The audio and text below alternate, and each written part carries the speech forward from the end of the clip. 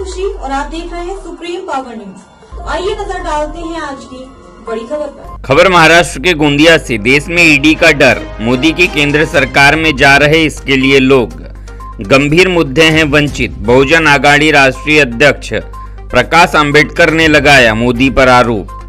गोंदिया स्थानीय भीमनगर का ग्राउंड पर वंचित आघाड़ी के उम्मीदवार संजय केवट इनके प्रचार विशाल सभा को संबोधित करते हुए आंबेडकर ने केंद्र की सरकार को आड़े हाथों लेकर बताया कि देश में मोदी सरकार के गलत कार्य को संबोधित किया, जिसमें कांग्रेस को भी आड़े हाथों लिया।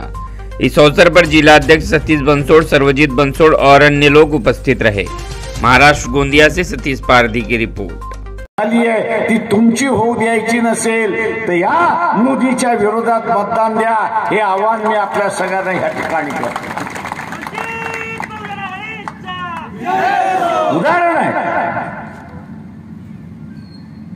उदाहरण तुमच्या डोळ्यासमोर या मतदारसंघात आहे। प्रफुल्ल पटेलचं सगळ्यात मोठं उदाहरण आहे। नाही तर तिहार जेलमध्ये जा, नाही एवढं लक्षात घ्या।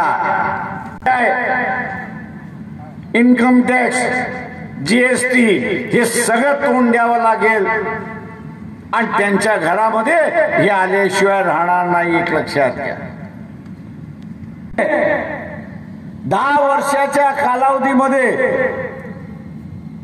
26 रुपयाचा जो हप्ता होता 100तला, तो आता 84 रुपयावरती घेऊन गेलाय। या ठिकाणी संजय केवट, उसाचा शेतकरी, ही जी त्यांची निशाणी आहे, या निशाणी समोरचं बटन दाबून आपण त्यांना प्रचंड मताने विजयी करा, हे आव्हान मी या ठिकाणी करतो। बुद्धिमान आहे, हुशार आहे, त्याला माझं असणारं आव्हान आहे,